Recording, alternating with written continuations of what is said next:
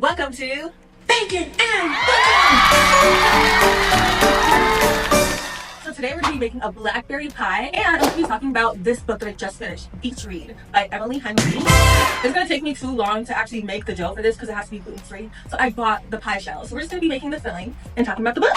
So in this book, it follows a girl named January Andrews, and she actually is suffering from a case of writer's block. She ends up going to like this beach town where her next door neighbor is also a writer as well, and they kind of get together and try to figure out how to get out of that writer's block and also kind of help each other write something that's out of their element. So obviously this is going to be romance because this is supposed to be a rom-com. 2.5 cups. The recipe calls for 1/2 cup of white sugar, but I'm going to put a little bit more because I feel like that's not enough. Let's see. Maybe that's too much. It says the zest of 1 lemon, but there's no zest in this lemon, like at all. The worst zest ever. This lemon is still so freaking bald. It obviously did not get that much lemon zest, so we're just gonna stick with lemon juice right now. 2 tablespoons of lemon juice.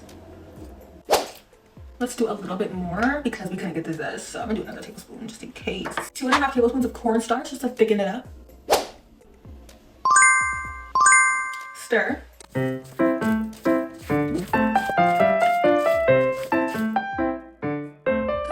Delicious, actually. This book was honestly so hyped up. That's literally the reason why I wanted to pick it up in the first place. But honestly, if I were trying to get someone back into reading, I would not recommend this book. I didn't feel that wow factor while I was reading. And usually when I read a book, I like to feel those intense emotions, whether it's happiness or whether I'm like laughing a lot or whether it's like sadness. And I just didn't feel those intense emotions in this book, not in the ways that I would have liked. It was mainly just an okay book for me to read, and I think it's mainly because of the banter in this book. I came to the conclusion that me and the author just don't have the same sense of humor because I wasn't laughing in this book. I think I've only laughed about like 2 times, and that's not good for me, especially when this is supposed to be a rom-com. I just think like the banter between them was just like so forced, and like they were trying too hard to be witty. Like, okay, let's cut to the chase. Like, I just did not feel giddy from their chemistry, if that makes sense. If I'm gonna read a rom-com, I need to be able to feel the banter between the 2 characters so I can live vicariously through that character, you know?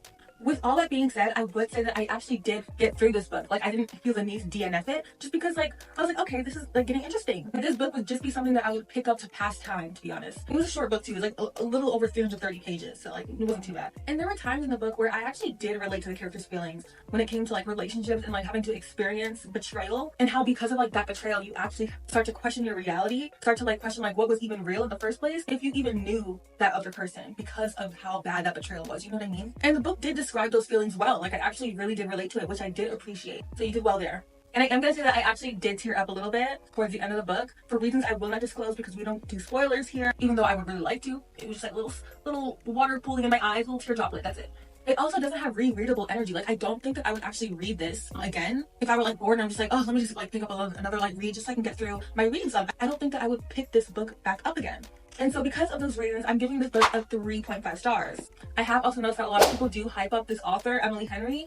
I don't think that I would actually read any of her other books, that they're just going to be like this one over and over again, you know? But I could be wrong, and if there are other books that she has written that surpasses this one in a lot of ways that I've already mentioned, then I will actually think about reading those. And let me know in the comments as well, just in case. And so I just gave you the recipe for 1 pie so far. So I actually doubled the recipe because I'm going to be making 2 pies. So now we just need to put the filling in the pie.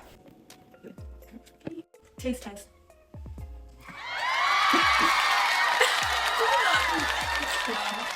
I'm actually so talented, actually. This one might be a little bit soggy. I think I put too much of the juice in there, but whatever, who cares? The juicier the better. Obviously, we need a top for the pies, but I'm not doing all that, so we're just gonna take the bottom, because these pie crusts come with 2. They're a 2-pack. So then I'm just taking the bottom, and I'm just gonna take it apart, and then put it on top. Okay, so I took it out of the pie tin, so now I'm just gonna roll it out on here. This is actually so freaking hard. Like, it's not even coming together at all. Oh my god.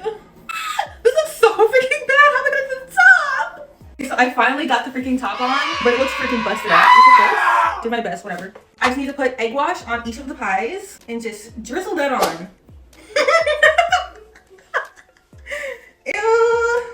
While I'm doing that, let me actually preheat the oven to 390 degrees. Okay, so oven preheated. And now I need to just drizzle some sugar on top. Yeah, period. There are some gaping holes in here, but it's okay. Pie needs to breathe too. Okay, let me just put like a little bit more just for good luck.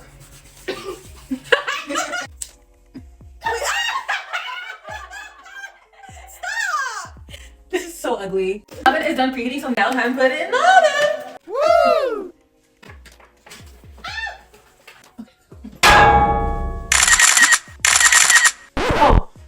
leave it in for 20 minutes. Where's the timer? Oh, right here. The recipe says to bake for 20 minutes on 390 degrees, and then after that, reduce the temperature to 355 degrees and bake for another 30 minutes. My back. Pie's ready. Oh my god, what if I freaking dropped it? Not aesthetic at all. So that's the end of my review. Next, I'm going to be reading Legendborn by Tracy Dion. So just let me know what I should bake or cook for my next review, and then also let me know what else I should be adding to my TBR. Bye!